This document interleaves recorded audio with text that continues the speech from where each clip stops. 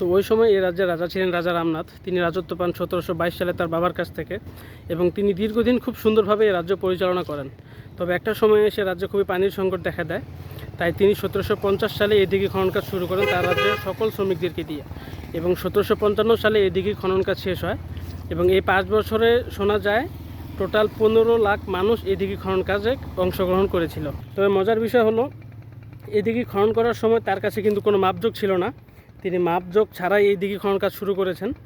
তার চেষ্টা ছিল যে তিনি বিশাল একটি দিঘি খনন করবেন, এবং দীর্ঘ 5 বছর খনন করার পর তিনি দিঘি খনন থামিয়ে দেন, এবং এরকম বিশাল একটি জলাশয় তৈরি হয়। এবং এই দিঘি খননের ঠিক 5 বছর পরে 1760 সালে রাজা রামনাথ মৃত্যুবরণ করেন। তো রাজা রামনাথের মৃত্যুর সময়কাল থেকে এই রাজ্যে ব্রিটিশরা আসতে শুরু করে, এবং ব্রিটিশরা এই জায়গাটিকে পুরোপুরি দখলে নেয় 1780 সালে। এবং 1780 সাল থেকে 1947 সাল পর্যন্ত এই জায়গাটি পুরোপুরি ব্রিটিশদের দখলেই ছিল।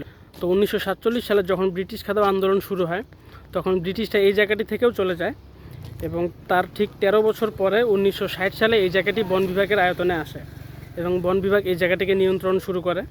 যদিও তখন বাংলাদেশ কোনো স্বাধীন রাষ্ট্র ছিল না, তবুও বাংলাদেশ এই জায়গাটিকে নিয়ন্ত্রণ করে।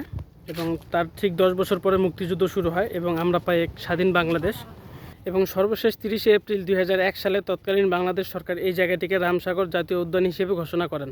এবং আজ পর্যন্ত এই জায়গাটি বাংলাদেশের মানব সৃষ্টি দিঘিগুলোর সবচেয়ে বড় দিঘি আমাদের এই রামসাগর, যেটি দিনাজপুর জেলায় অবস্থিত।